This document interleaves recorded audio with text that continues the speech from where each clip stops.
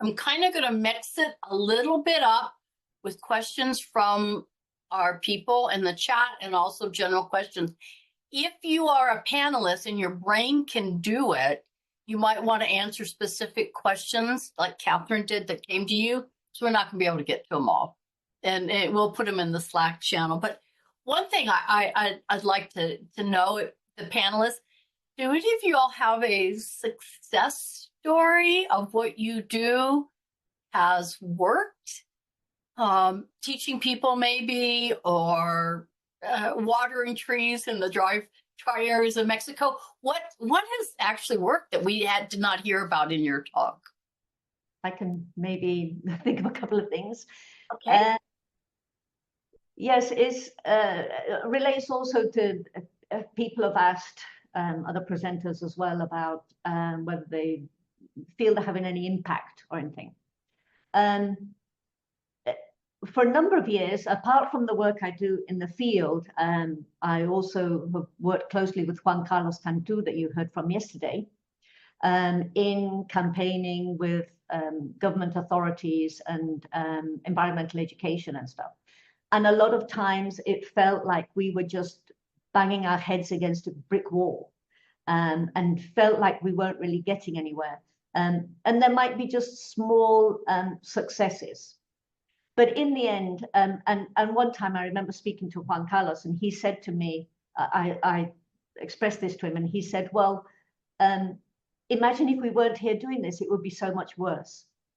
And in the end, you do have small successes, and this tends to build up, and then the momentum builds. And you heard from Juan Carlos yesterday that it does have an effect in the end. It does have an impact. So I think we have to keep the effort going, and these small successes eventually build up a momentum and do result in changes in behavior. I've done also environmental education activities with local schools and local communities, and they're always really interested to hear about things from their region, from their local area. So I think that it helps in the end to increase awareness. So it may seem like we're not having an effect, but in the end, all these small successes do build up. How about any of our other panelists? David, somebody did a specific one for you. It's along the same lines. What works with governments to save ecosystems? Do you have a story? Do you have a story of success? And still, Lisa and Pat, jump in as well if you'd like. Y David, la pregunta fue si usted tiene un plan del gobierno para conservar el ecosistema local o global. Tiene un plan que pueda funcionar y puede hablar en español también. Necesita que me aprueben. Bueno, yo trabajo principalmente a escala más local, ¿no? Y sobre todo trabajo restaurando ecosistemas invadidos por plantas. Al principio fue difícil hacer algún tipo de manejo contra estas plantas invasoras, porque estas plantas invadieron hace mucho tiempo, por lo que la comunidad local ya la tenía aceptada como parte de su entorno. Entonces tuvimos que hacer un trabajo de educación previamente y de trabajo de compartir mucho tiempo en el campo con las poblaciones locales, y recién después de 10 años estamos teniendo éxito en el manejo de los ambientes naturales cercanos a las poblaciones donde trabajamos. Wonderful, wonderful. Lisa, Pat, do you want to talk about successful solutions you've witnessed or been a part of? I think one of the most remarkable turnarounds that I have ever seen was in Dominica, St. Lucia, and St. Vincent, starting in about 1978, when Parrot numbers were very, very low. And they have the 3 largest parrots in the Caribbean and the ones with oldest DNA. So they're very remarkable parrots. This was a program started, a pride campaign started by Paul Butler, which actually engaged the entire population.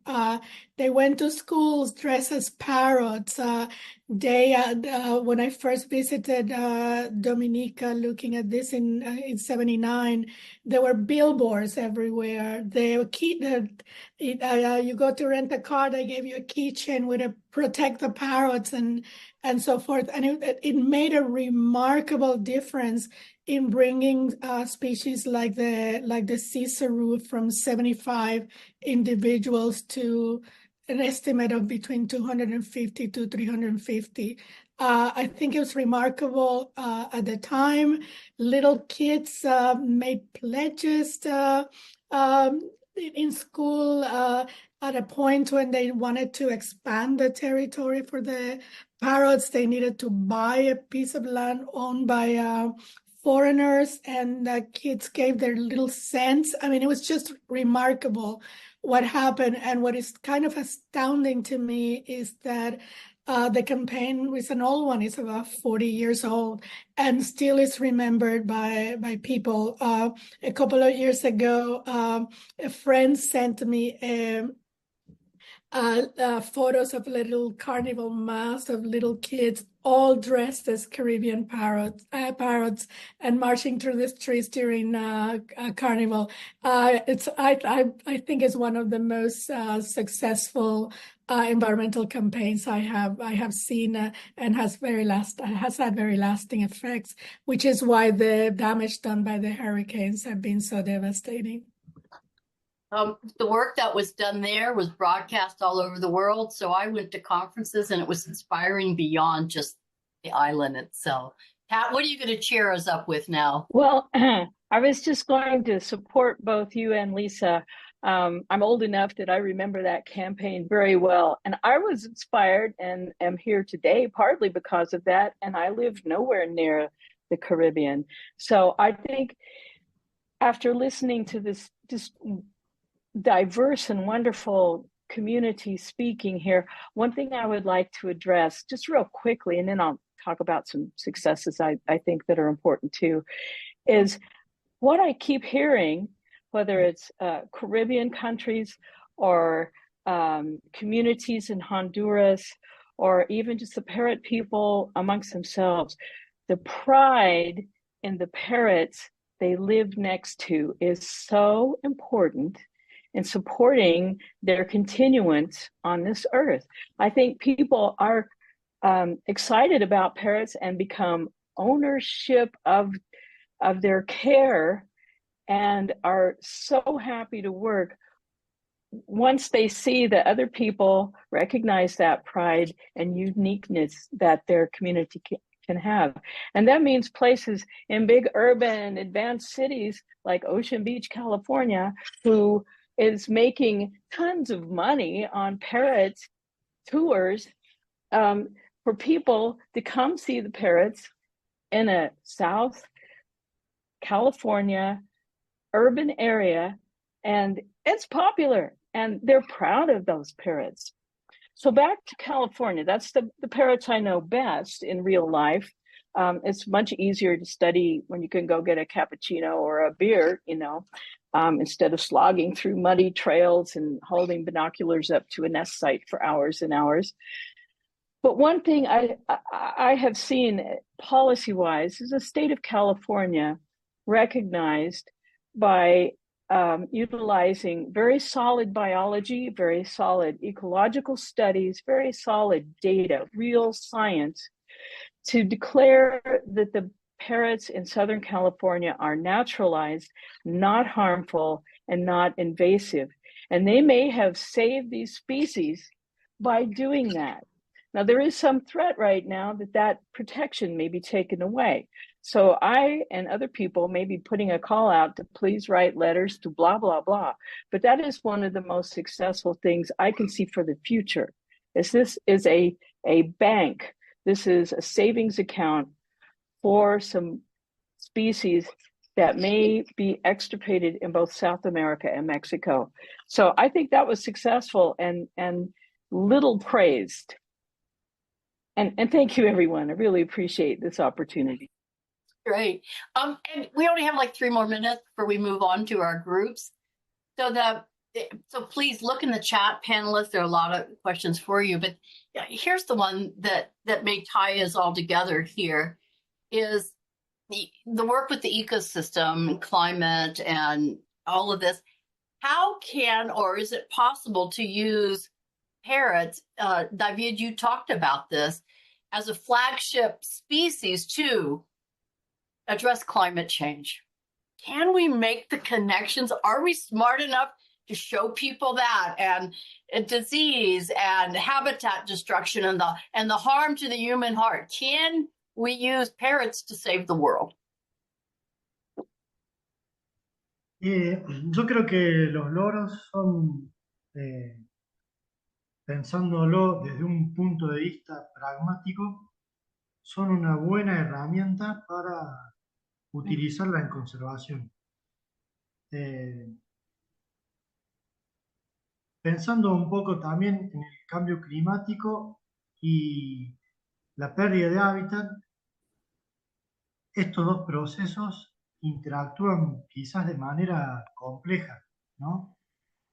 Porque posiblemente el clima se vuelva más benévolo en latitudes más altas para los loros, ¿no? Es decir, el nicho climático de los loros podría ampliarse en latitudes más altas debido al cambio climático. Pensando en que la mayoría de los loros habitan en zonas tropicales y subtropicales, ¿no?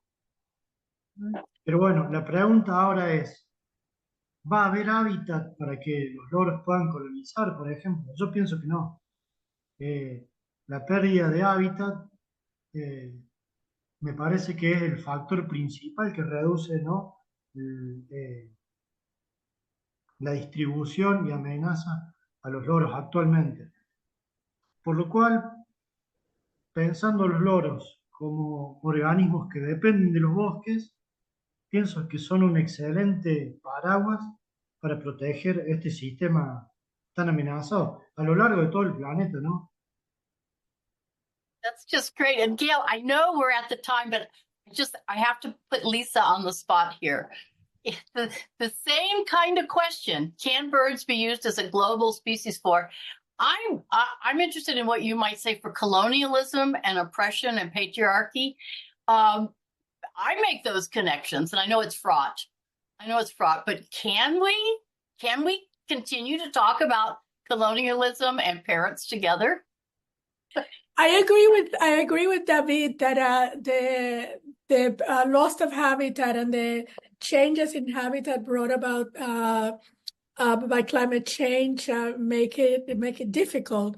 But I think on the other hand that understanding the role, the charismatic role that parrots play, as David just said, might be a kind of umbrella, a charismatic species to protect their environments.